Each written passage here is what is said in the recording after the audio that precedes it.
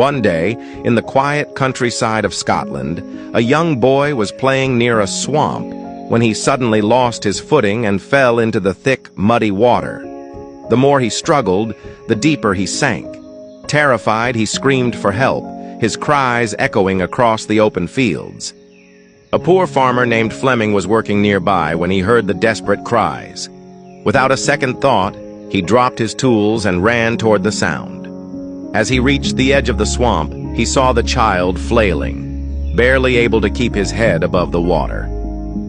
Thinking quickly, Fleming grabbed a long, sturdy branch, waded into the muddy ground, and stretched it toward the boy.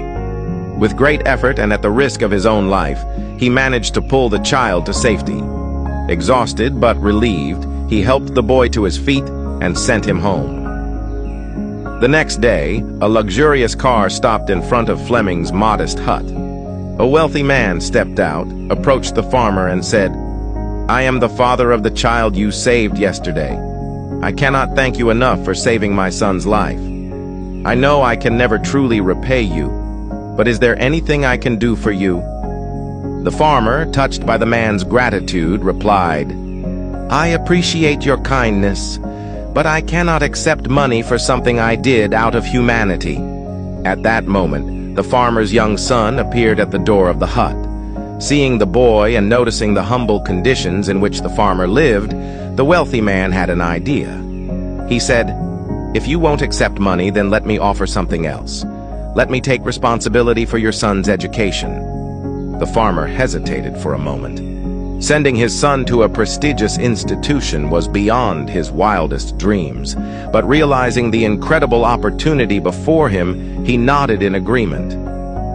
Thanks to the sponsorship, young Alexander Fleming was admitted to the finest schools, where he excelled in his studies.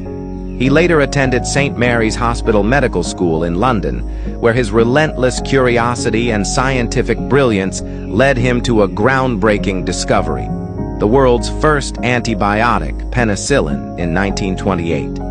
This miraculous drug would go on to save millions of lives. But the story doesn't end there. Years later, during World War II, the wealthy man's son fell seriously ill with pneumonia.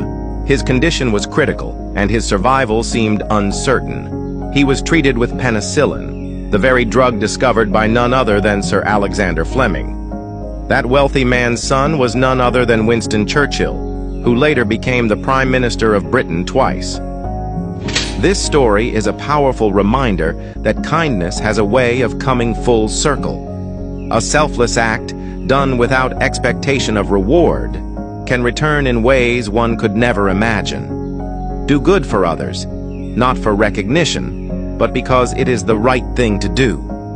One day that kindness may find its way back to you in the most extraordinary way. If you believe that good deeds always come back in some way, then comment, "Karma is real," and share this story with your friends. Stay blessed.